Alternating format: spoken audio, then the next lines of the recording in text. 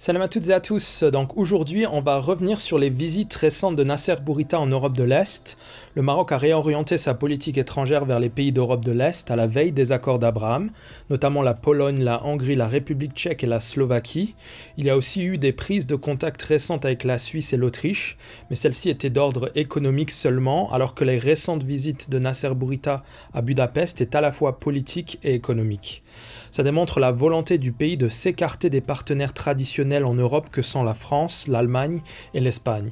C'est assez remarquable ce changement de stratégie de la part du pays. Il semblerait que l'idée sous-jacente derrière la multiplication de ces contacts est une reconnaissance commune de ces pays de l'Est de la marocanité du Sahara.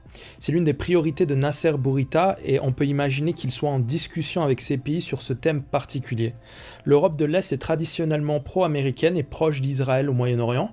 C'est des pays qui ont subi l'horreur du communisme et des soviétiques et ils se sont donc tous ralliés à la position américaine en ayant une attitude très hostile à la Russie et ses alliés dans la région que sont la Serbie et la Biélorussie.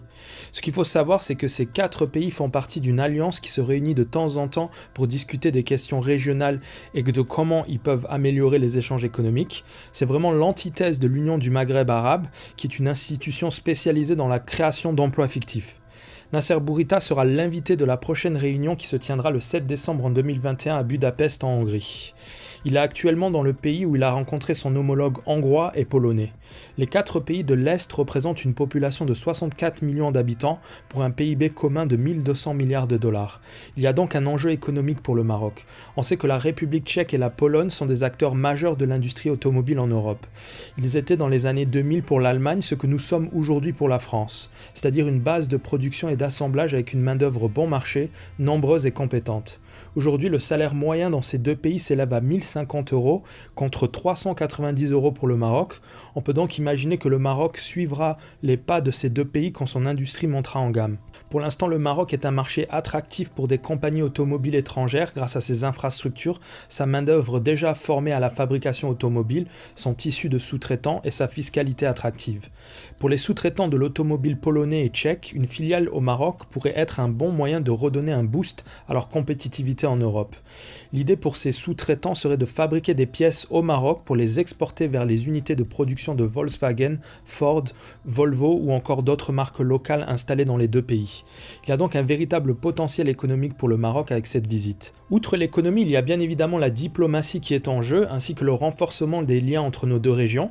On sait que la Hongrie et la Pologne sont les mauvais élèves de l'Union européenne. Ce que l'Union européenne appelle des mauvais élèves, c'est tout simplement des pays qui s'accrochent à leur liberté et à leur souveraineté.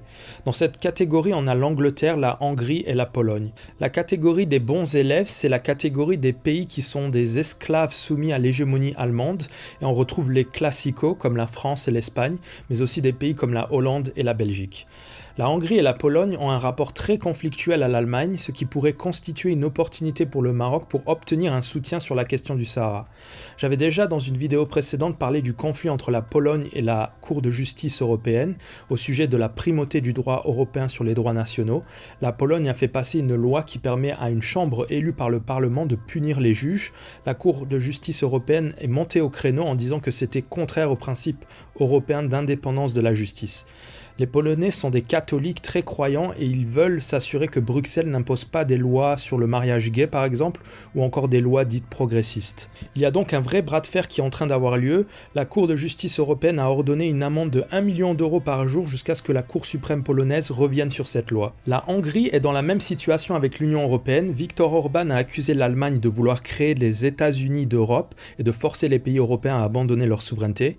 L'Union européenne est en train de se transformer en une dictature pour ses propres membres. La Pologne et la Hongrie sont 2 pays qui rejettent l'Allemagne. L'Allemagne est l'un des pays qui insiste et menace les autres pays européens pour qu'ils suivent à la lettre le droit international sur la question du Sahara. On se rappelle que l'Allemagne, à la suite de la reconnaissance des États-Unis de la souveraineté du Maroc sur son Sahara, avait ordonné une réunion à huis clos du Conseil de sécurité. À la suite de cette réunion à huis clos, le Maroc avait décidé de rompre ses relations diplomatiques avec l'Allemagne. On se rappelle tous de la note de Bourita au chef du gouvernement pour lui signifier de la suspension de tout contact avec l'ambassade d'Allemagne. On se rappelle aussi du discours du roi qui ciblait directement l'Allemagne et l'Espagne comme étant des acteurs de l'instabilité régionale. On a donc trois pays, le Maroc, la Hongrie et la Pologne, qui ont un ennemi politique et symbolique commun qui est l'Allemagne. Et donc on peut imaginer que la Pologne et la Hongrie vont sauter le pas sur la reconnaissance pour envoyer un message d'opposition et de rejet à l'Allemagne. Ils ont les moyens de le faire vu que les reconnaissances des États est une prérogative de la politique étrangère de chaque État, c'est-à-dire une décision du président ou du Premier ministre. Je vous donne un exemple, la majorité des pays européens reconnaissent le Kosovo, sauf la Grèce et l'Espagne. On remarquera l'hypocrisie de l'Espagne qui ne reconnaît pas le Kosovo mais aimerait bien un référendum au Sahara marocain tout en refusant aux Catalans le même droit. C'est une hypocrisie sauce algérienne. Donc les pays européens pourraient décider d'aller contre leurs principes et reconnaître la souveraineté du Maroc sur son Sahara au nom de leurs intérêts stratégiques, comme l'Espagne l'a fait avec la non-reconnaissance du Kosovo. Le problème selon moi, c'est qu'il y a un axe hispano-allemand qui empêche les autres pays européens à prendre le camp du Maroc. Ce n'est pas une question de principe, mais plutôt une question d'intérêt. Macron est allé vendre des équipements militaires à l'Arabie Saoudite chez MBS, celui que toute l'Europe accusait d'être un assassin sanguinaire il y a quelques mois. L'assassin du journaliste Khashoggi est l'instigateur d'une guerre terrible au Yémen et illégale au regard du droit international. Donc les pays européens savent très bien mettre leurs principes de côté quand l'intérêt économique est trop juteux pour passer à côté. Pour ce qui est du Sahara marocain, une reconnaissance européenne n'est pas dans l'intérêt de l'Espagne car ça permettrait au Maroc de se concentrer sur les colonies de Ceuta et Melilla.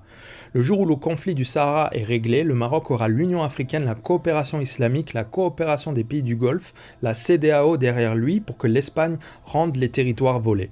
Ça poserait un énorme problème aux Européens qui contrôlent le détroit de Gibraltar grâce à Ceuta. L'ambassadeur allemand a d'ailleurs visité Melilla récemment comme pour montrer la solidarité de l'Allemagne aux colons espagnols face au Maroc. On a aussi vu l'hystérie espagnole autour de l'installation de fermes piscicoles autour des îles colonies espagnoles. Donc en conclusion, une reconnaissance de la part des 4 pays de l'Europe de l'Est aurait un impact considérable dans le monde et en Europe. Ça confirmerait la reconnaissance américaine et ça ouvrirait la porte à d'autres reconnaissances dans cette région, notamment avec les pays des Balkans. On va donc suivre de près la visite de Bourita à Budapest en espérant une reconnaissance dans les jours à venir. Voilà, c'est tout pour le moment et je vous dis à la prochaine pour une autre vidéo.